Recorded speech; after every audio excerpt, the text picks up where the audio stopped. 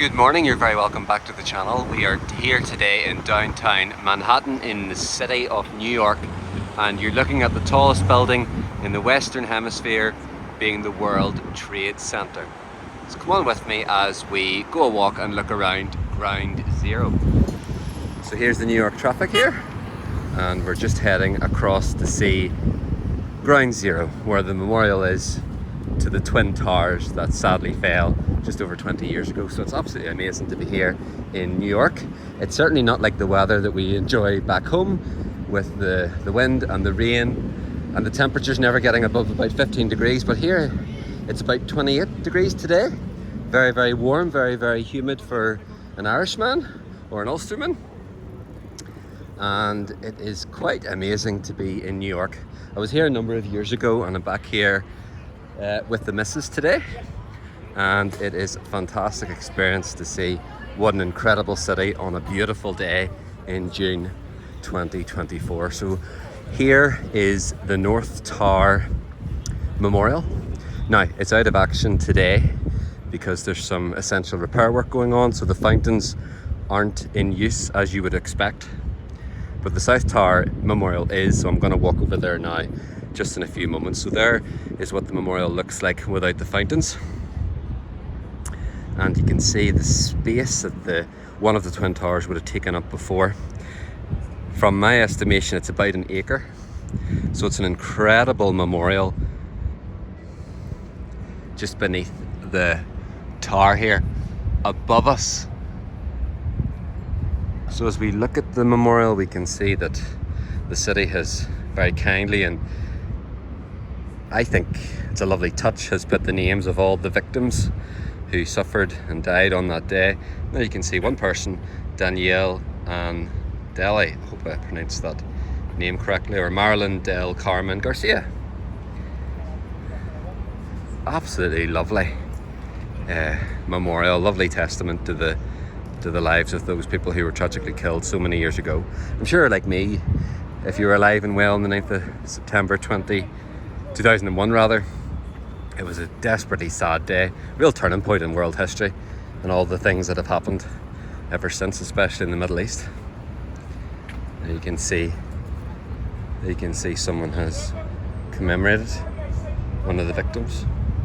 Really nice touch. You see these flowers here, so you do. You see these flowers and the names of the people, and they're actually engraved in the metalwork, so people can put flowers there to remember their name of their relative or their friend.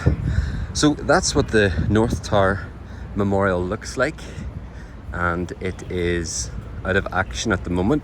Some essential repairs going on there, and what we're going to do now is we're going to walk to the South Tower, and we're going to see what the actual fountain looks like working.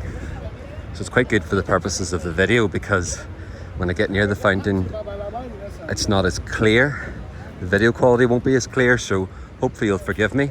There's a much bigger crowd over here at the South Tower fountain, and as we walk around it, at the end of the video what I'll do is I'll turn the video around and you'll be able to see the South Tower fountain in action with the modern One Trade Center in the distance, and that'll be a nice ending to the video. But come on with me first as we go and see the fountain in action at the South Tower. Again, both towers took up space of about an acre each, at least an acre surely. Such was the enormity of their size. It's lovely to be in New York on such a warm day. I'm not used to enjoying temperatures of 27 or 28 degrees Celsius. I think in Fahrenheit that's about 84, something like that.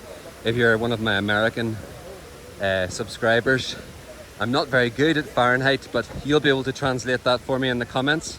So here is the view of the South Tower Memorial, and you can see the lovely fountain in action.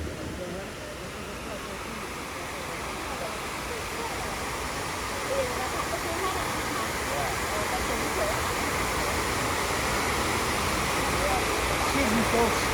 Excuse me, please.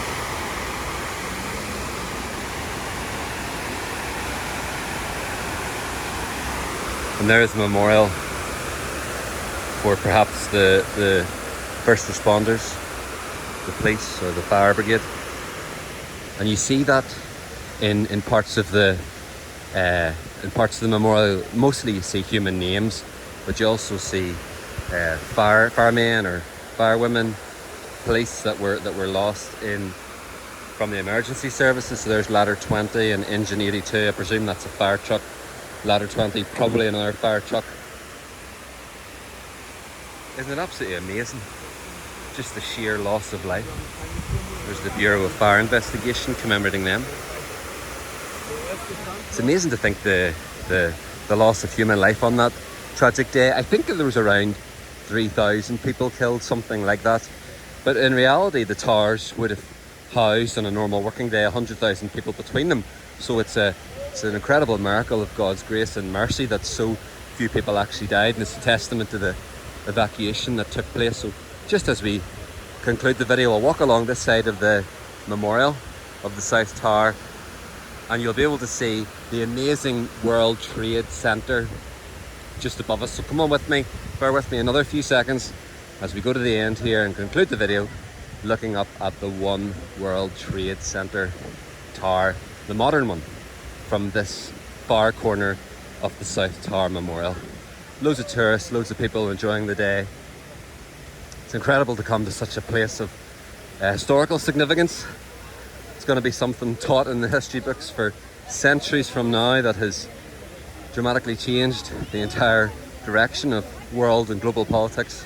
Here we are in the south corner of the South Tower Memorial.